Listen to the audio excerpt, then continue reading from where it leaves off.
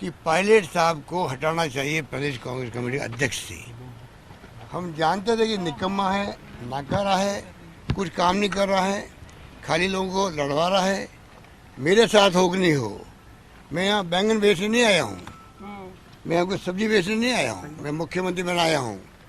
तय कर लो तुम, कल तो अशोक गहलोत के घर खड़े थे, परसों तुम AICC में CP जोशी के कमरे के बाहर खड़े थे। मैं कैसे विश्वास तुम्हारे ऊपर करूं? ये है टॉक्स न्यूज नेटवर्क और आप देख रहे हैं पॉलिटॉक्स, राजनीति का कच्चा चिट्ठा। राजस्थान के पॉलिटिकल थिएटर के ड्रामे के एपिसोड में आज माननीय मुख्यमंत्री जी का प्रवचन सुना।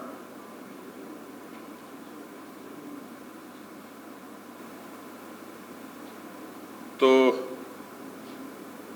अफसोस हुआ कि जिस तरीके की भाषा का इस्तेमाल उन्होंने किया, इस थिएटर की जो जगह है फेयरमाउंट होटल, वो पहले भी सुर्खियों में आता रहा है। एक बार फिर से उसकी चर्चा है, लेकिन इस बार चर्चा थोड़े अलग रूप में है। कुछ बातें वापस रिपीट होती हैं, लेकिन ये ध्रुव सत्य है कि राजस्थान के इस ड्रामे में नायक भी कांग्रेस पार्टी और खलनायक भी कांग्रेस पार्टी है, लेकिन तौमत बीजेपी पर है। सोशल मीडिया पर कई जानकारियां मिलती हैं और उसमें मैंने आज एक व्हाट्सएप पर एक संदेश पढ़ा। अशोक जी, मुख्यमंत्री जी कांग्रेस की इस टूटन का दोष बीजेपी को देते हैं, लेकिन सुभाष चंद्र बोस जी के कालखंड से शुरुआत करें, 1939, उसके बाद एक लंबी फहरिस्त है। चक्रवर्ती राजगोपालाचारी जी, चौधरी चरण सिंह जी, मोरारजी देसाई जी, करुणाकरण जी, अनेकों ऐसे उदाहरण हैं। तो वो जब कांग्रेस पार्टी को छोड़ के गए तो क्या बीजेपी की कॉन्स्पिरेसी थी? राजस्थान में उनकी पार्टी का अध्यक्ष पार्टी छोड़ता है या छोड़ने जैसी काम करता है, बगावत करता है, अपनी पार्टी के भीतर ही बीजेपी का हाथ कैसे हो सकता है? दूसरा, 10 दिन से ऊपर हुए, अभी तक ये जवाब नहीं दिया कि वो कितने दिन बाड़े में बंद रहेंगे। बातें तो बहुत करते हैं संवेदनाओं की, मानवता की, लेकिन एक दूसरा दृश्य आप लोगों ने भी देखा होगा। मैं देख रहा था, कैरम खेला जा रहा था, फुटबॉल खेली जा रही थी, मुगले आजम देखी जा रही थी, शोले भी देखी जा रही थी। इतना भी ठीक है, लेकिन सोनिया जी को खुश करने के लिए इटालियन डिश भी बनाई जा रही थी। तो एक तरीके से राजरंग और रासरंग उसका केंद्र बना दिया और राजनीति की शुचिता को भंग करते करते शब्दों की मर्यादा भी भूल गए।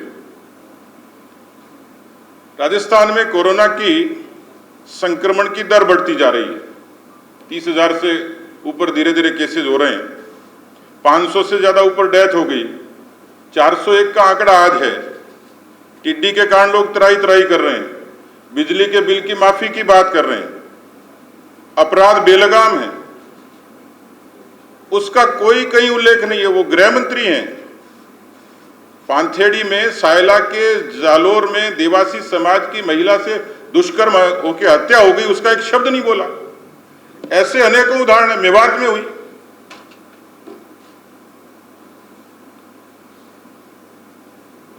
आप समझ सकते हैं कि जिस तरीके से हमारे राष्ट्रीय प्रवक्ता ने भी साफ तौर पर कहा कि राजस्थान में एक किस्म से अप्रत्यक्ष आपातकाल, इनडायरेक्ट इमरजेंसी, ये साफ तौर पर दिखती है।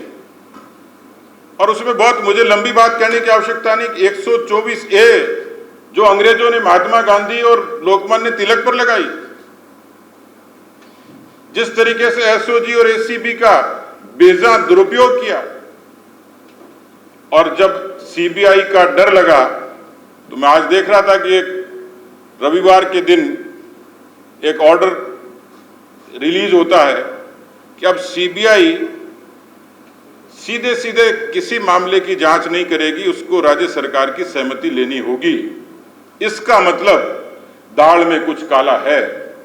आशंका थी कि फोन टैपिंग की जानकारी इसके माध्यम से जुटाई जाती और बहुत सारी चीजें सामने आ जाती, जितनी अनियमितताएं कालखंड में वो भी सामने आ जाती। इसलिए मुख्यमंत्री जी बहुत सारी बातों का जिक्र करते हैं, लेकिन आज जो देखा मैंने, ऐसे लगता है कि उन्होंने हार मान ली। इस तरीके की असंयमित, असंतुलित भाषा व्यक्ति तभी बोलता है जब उसका नैतिक साहस कमजोर हो जाता है। इसलिए मित्रों, मुझे बहुत लंबी, क्योंकि ये बातें सारी जो बराबर आप लोग सुनते हैं, आपके चैनल्स भी चलाते हैं, मुझे आवश्यकता भी नहीं थी किसी तरीके के स्पष्टीकरण की, पर आप लोगों में से कईयों के फोन आए, आप कुछ भी छापते तो मैंने उचित समझा कि मैं एक लाइन की अपनी बात आपको कह दूं। उन्होंने मेरा उल्लेख किया, मैं पार्टी का अध्यक्ष हूं, दिल्ली जाता हूं, पार्टी के संगठन के काम से जाता हूं, तो क्या मैं सरकार गिराने जाता हूं? और जो बात कही उनसे मेरा सख्त ऐतराज है, कुछ चैनल्स ने भी चलाई, मैं आज भी कायम हूं इस बात पर कि मेरी दिल्ली की कोई भी विजिट, मैं कभी मानेसर नहीं गया, न सचिन पायलट के बागी लोगों से मिला। मैं आज और स्पष्ट करना चाह रहा हूं, आपको किसी से जांच करानी तो सीबीआई से करवा लीजिए और फांसी पे लटका दीजिए, लेकिन यह झूठ मुख्यमंत्री ने अपने मुंह से बोला है, अभी तक तो चैनल्स में चल रहा था।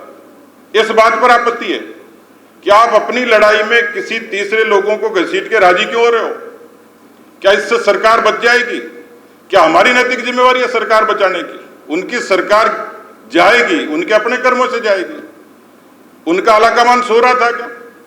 4-4 लोग प्रभारी लगा रखे हैं, टीवी के कैमरों के आगे चेहरा चमका के आ जाते हैं।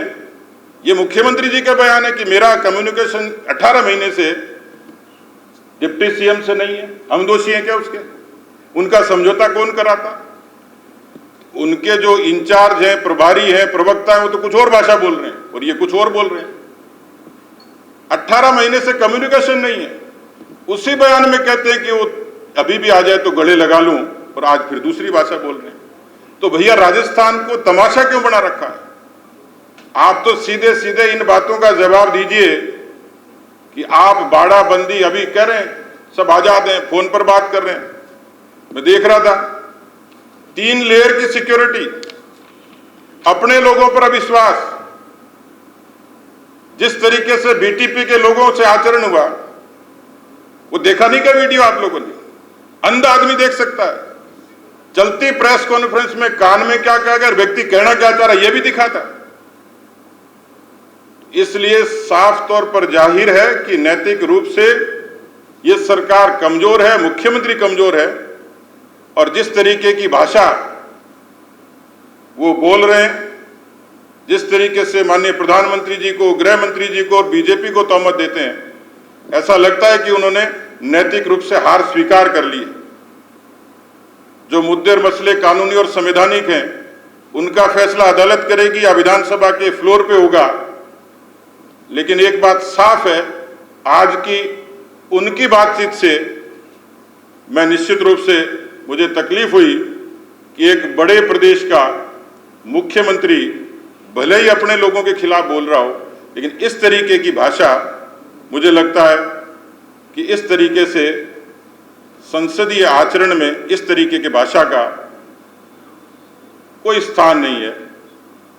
अफसोसजनक है, दुर्भाग्यपूर्ण है, और जिस तरीके से पूरी सरकार बंधक है, विधायकों के लोगों को उनके लोग ढूंढ रहे हैं, मंत्रियों को ढूंढ रहे हैं, सारे काम सस्पेंड हैं। तो ये इनडायरेक्ट इमरजेंसी नहीं तो क्या है? जिस तरीके से सीबीआई के इस ऑर्डर को, इंटरवीन करने के ऑर्डर को रिवोक किया, ये डर नहीं तो और क्या है। और भाषा ऐसी इस्तेमाल करते हैं कि जैसे हमने कांग्रेस की सरकार को बचाने की कोई जिम्मेवारी ले रखी है।